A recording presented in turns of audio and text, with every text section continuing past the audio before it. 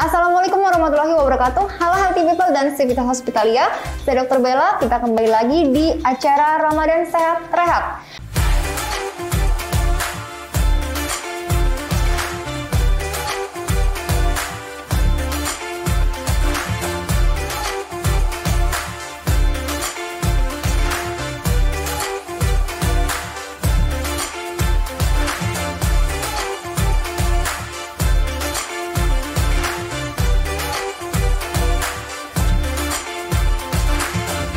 Hari ini kita akan membahas tentang mitos atau fakta dengan tema asma pada anak bisa sembuh, dan telah hadir sebagai narasumber salah satu dokter kebanggaan di RSUD Provinsi NTB, yaitu Dr. S.A.K. Indriani, spesialis anak, konsultan respirologi anak. Halo Dr. Indri, apa kabar dok? Halo Dr. Bella, selamat pagi. Sehat selalu ya dok? Ya. Terima kasih banyak udah dikasih kesempatan ya buat ngomong di sini. Dok. Oke, nanti langsung aja ya dok, kita bahas mitos atau fakta tentang asma pada anak ya dok. Yang pertama, asma merupakan penyakit keturunan, mitos atau fakta dok? Nah, kalau ini nih fakta. Fakta gimana tuh dok? Iya, kalau misalnya asma tuh ya, asma, tapi saya perbaiki dikit ya. Asma itu memang penyakit keturunan, jadi prinsipnya dia diturunkan. Jadi kalau orang tuanya gitu ya, salah satu, apalagi salah dua ya, maksudnya satu aja atau dua, apalagi dua-duanya tuh ada yang asma gitu ya, entah pada saat dia kecil orang tuanya atau pada saat udah gede gitu, itu kemungkinan besar anaknya juga akan bisa mengalami asma. Tapi bisa juga dalam bentuk yang lain. Asma itu soalnya penyakit alergi, jadi bentuk alerginya bisa dalam bentuk asma, bisa juga tidak gitu. Satu orang tua yang asma, kemungkinan anaknya untuk asma mungkinnya lebih besar, bisa 40%. Kalau dua-duanya bahkan 60% kemungkinannya bisa asma gitu. Jadi fakta. Oke. Cuman nggak mesti loh ya, nggak mesti itu maksudnya bisa aja asma, bisa juga bentuk alergi yang lain gitu. Bisa gatal-gatal di kulit, bisa pilek alergi, bisa alergi makanan, karena yang diturunkan adalah kesensitifannya. Oke dok. Oke dok, pertanyaan selanjutnya. Anak dari penderita asma sudah pasti menderita asma, mitos atau fakta dok? Mitos. Nah gimana tuh dok penjelasannya Ya, dok? tadi kan udah sempet saya omongin ya.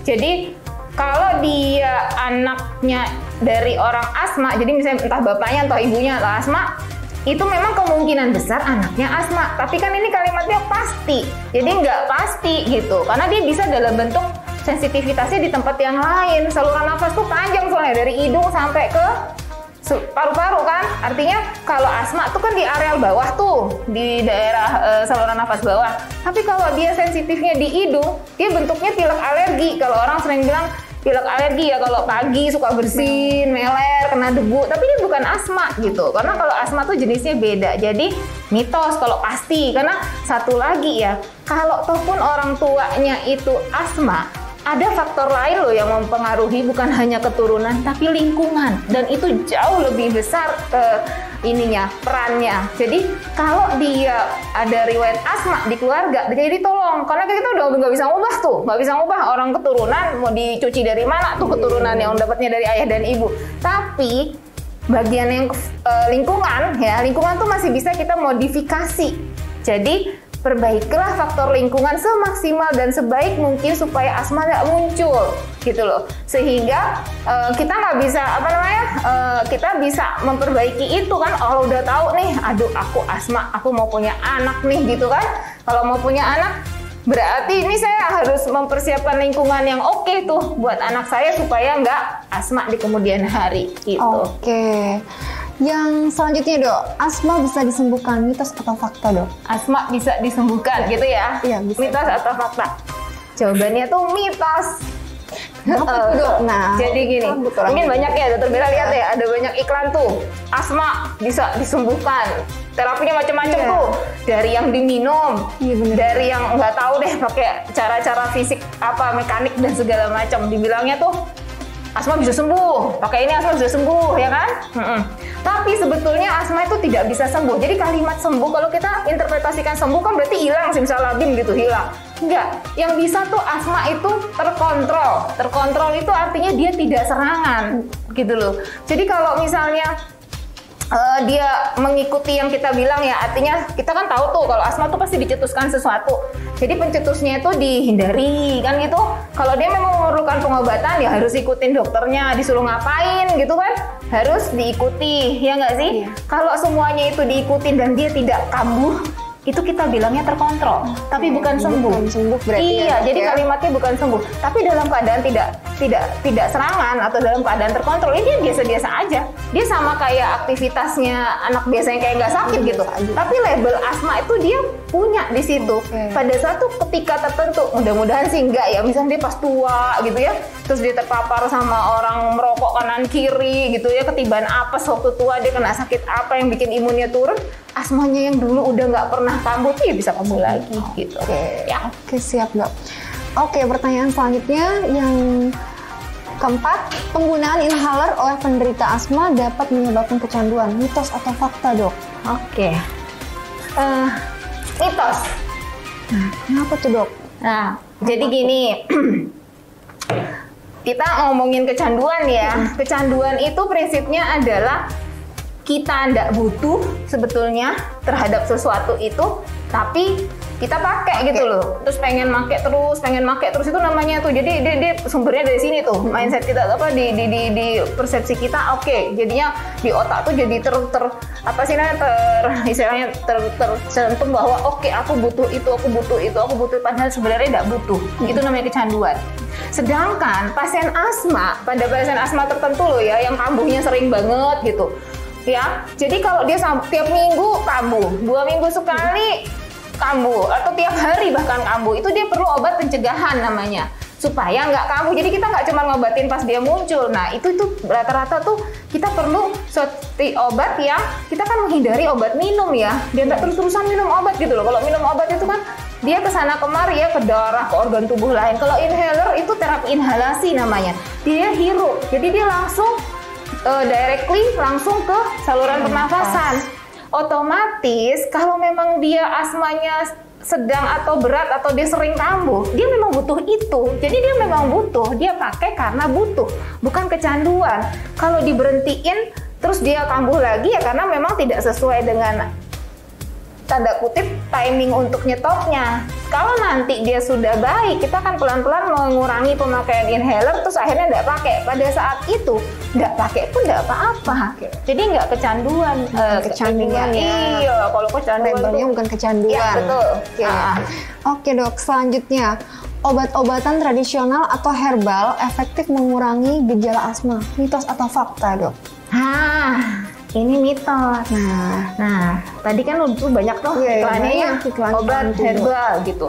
Dan biasanya orang-orang tuh ya, kalau diomongin herbal tuh pasti langsung semangat. Iya, biar kata tuh mahalnya seberapa mahal, beli. Meskipun obat dokter lebih murah, obat herbal yang diambil, bener nggak, Dokter Bella? Ya kan?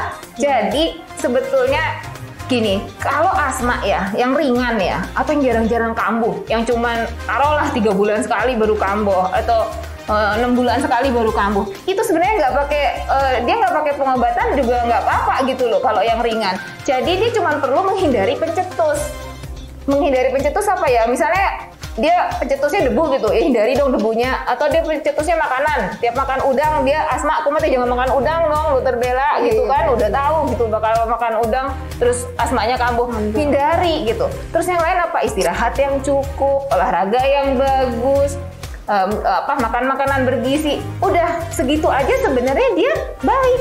Jadi sebenarnya nggak pakai obat pun kalau yang di tahap ringan ya. Jadi terus kenapa masuk orang tradisional sama herbal? Ya kalau orang berarti ibaratnya nggak dikasih apa-apa pun dia baik toh. Jadi tradisional atau herbal itu ya seperti kayak kalau kita bilang ya, kalau di itu kayak placebo ya, maksudnya diminum nggak diminum sebenarnya juga udah baik juga. Sama kadang-kadang tuh obat herbal tuh lebih kan menghangatkan, melegakan. Tapi kalau nanti dia udah berat, mau kata obat herbalnya berbotol-botol, dia nggak sembuh juga. Gitu. Oke Dok, pertanyaan selanjutnya. Jika anak mengalami batuk terus-menerus dan sesak, sudah pasti mengidap asma. Mitos atau fakta, Dok? Oke, mitos ya. Mitos ya. Apa tuh, Dok? Banyak nih yang anak-anak batuk mungkin.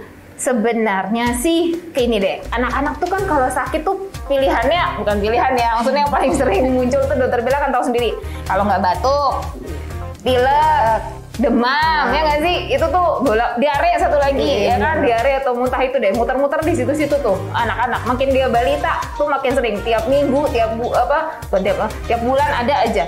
Nah, sekarang apakah semua kita fokus ke batuk ya? Nah, apakah kalau batuk sesek itu pasti asma? Saluran nafas itu memang targetnya, ya kan? Nah, targetnya saluran nafas adalah dia bergejala munculnya dalam bentuk batuk dan sesak. Tapi kan apa aja juga bisa tuh mengenai si saluran nafas. Asma ini salah satunya gitu. Ada lagi yang lain. Ada misalnya kalau yang masih di saluran nafas ya, misalnya dia memang infeksi saluran nafas berulang gitu. Atau pneumonia atau pandemi kayak begini juga bisa. Makanya kalau batuk-batuknya itu nggak sembuh-sembuh, apalagi seperti sesak nafas zaman pandemi ya hati-hati gitu. Kalau misalnya udah 3-5 hari kok ya nggak baik-baik, pakai obat yang biasa gitu ya, tolong berkonsultasi dengan dokter. Ada apa gitu loh kan? Nah, cuman kalau misalnya dia kapan dong mikirnya ke asma kalau batuknya terus-menerus seperti itu. Nah, asma itu khas soalnya. Asma itu adalah penyakit kronik yang berulang. Jadi dia ada batuk terus hilang. Kalau ada pencetus datang lagi terus hilang. Jadi ada pencetus yang bisa diidentifikasi. Kemudian biasanya ada beberapa disertai mengi. Jadi ngik, dia kesulitan pada saat mengeluarkan nafas seperti itu. Terus polanya itu dia cenderung memburuk di malam hari atau menjelang pagi gitu. Jadi beda tuh, kalau pagi siang itu biasa aja, begitu malam menjelang pagi dia tambah bonyok gitu nafasnya kayak gitu. Atau jelas pencetusnya habis makan udang langsung mengi gitu. Itu tuh jelas ya. Terakhir tanya riwayat keluarganya yang tadi itu kan karena ada keturunan. Nah, jadi kalau misalnya seperti itu bisa. Atau kalau misalnya paling ekstrim tuh kalau Anda ke dokter, kalau misalnya dokternya ngasih obat, dikasih obat inhalasi gitu ya, entah nebulisasi atau obat minum tertentu yang untuk asma, ini sembuh. Kalau dia baikan, kalau dia bukan asma, kenapa baikan? Berarti itu kadang-kadang cara kita untuk melihat beberapa anak, terutama yang masih kecil ya, nggak bisa ngeluh soalnya. Jadi kita evaluasi, jadi tidak semua loh ya. Oke dok, pertanyaan terakhir dok. Anak dengan keluhan asma, jika tidak ditangani dengan baik, dapat menyebabkan serangan asma yang berbahaya. Mitos atau fakta, dok? Oke, tumben saya dapat fakta ya. Akhirnya ada juga yang fakta. Tadi fakta.